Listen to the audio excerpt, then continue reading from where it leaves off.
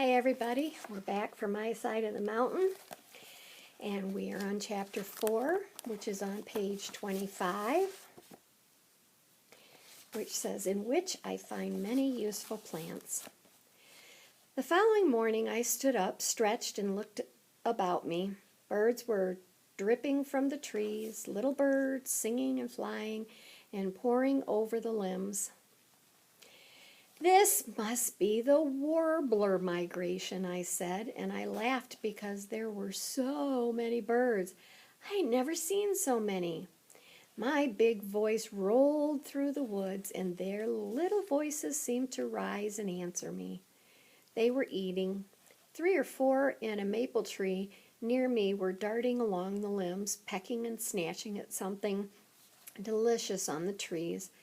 I wondered if there was anything there for a hungry boy. I pulled a limb down, and all I saw were leaves, twigs, and flowers. I ate a flower. It was not very good. One manual I had read said to watch what the birds and animals were eating in order to learn what is edible and non-edible in the forest. If the animal life can eat it, it is safe for humans. The book did suggest that a raccoon had tastes more nearly like ours. Certainly the birds were no example. Then I wondered if they were not eating something I couldn't see. Tiny insects, perhaps. Well, anyway, whatever it was, I decided to fish. I took my line and hook and walked down the stream. I lay on a log and dangled my line in the bright water. The fish were not biting. That made me hungrier. My stomach pinched. You know, it really does hurt to be terribly hungry. A stream is supposed to be full of food. It is the easiest place to get a lot of food in a hurry. I needed something in a hurry, but what? I looked through the clear water and saw tracks of mussels in the mud. I ran along the log back to shore, took off my clothes, and plunged into that icy river. I collected almost a peck of mussels in a very little time at all and began tying them in my sweater to carry them back to camp. A peck of mussels is like saying a flock of birds, so it just means a group. But I don't have to carry them anywhere, I said to myself. I have my fire in my pocket. I don't need a table. I can sit right here by the stream and eat. And so I did. I wrapped the mussels in leaves and sort of steamed them in coals. They are not quite as good as clams, a little stronger, I would say, but by the time I had eaten 3, I had forgotten what clams tasted like and knew only how delicious freshwater mussels were. I actually got full. I wandered back to great-grandfather's farm and began to explore. Most of the acreage was maple and beech, some pine, dogwoods, ash, and here and there a glorious hickory. I made a sketch of the farm on my road map and put X's where the hickories were. They were gold trees to me. I would have hickory nuts in the fall. I could also make salt from hickory limbs. I cut off one and chopped it into bits and scraps. I stuck them in my sweater.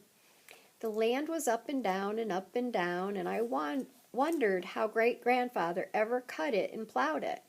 There was one stream running through it, which I was glad to see, for it meant I did not have to go all the way back down the mountain to the big creek for fish and water. Around noon I came upon what I was sure was the old fountain of the house. The old foundation of the house. Miss Turner was right. It was ruins, a few stones in a square, a slight depression for the basement, and trees growing right up through what had once been the living room. I wandered around to see what was left of the Gribley home. After a few looks, I saw an apple tree. I rushed up to it, hoping to find an old apple. No apples beneath it. About 40 feet away, however, I found a dried one in the crotch of a tree, stuck there by a squirrel and forgotten. I ate it. It was pretty bad, but nourishing, I hoped. There was another apple tree and 3 walnuts. I scribbled X's. These were wonderful finds.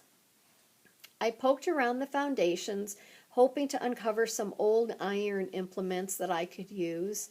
I found nothing. Too many leaves had fallen and turned to loam. I'm sorry, I don't know if that word is loom or loam, so I'm going to look that up and I will let you know the next time. Too many plants had grown up and died down over the old home site. I decided to come back when I had made myself a shovel. Whistling and looking for food and shelter, I went up the mountain, following the stone walls, discovering many things about my property. I found a marsh. In it were cattails and arrowleaf, good starchy foods. At high noon, I stepped onto a mountain meadow. An enormous boulder rose up in the center of it. At the top of the meadow was a fringe of white birch. There were maples and oaks to the west and a hemlock forest to the right that pulled me right across the sweetest grasses into it. Never, never have I seen such trees. They were giants, old giants. They must have begun when the world began. I started walking around them. I couldn't hear myself step. So dense and damp were the needles. Great boulders covered the ferns and moss stood among them. They looked... My bad, people. Sorry about that. That's telling me I need to call one of you to Zoom with me. Who will it be? Never, never have I seen such trees. They were giants, old giants. They must have begun when the world began. I started walking around them. I couldn't hear myself step.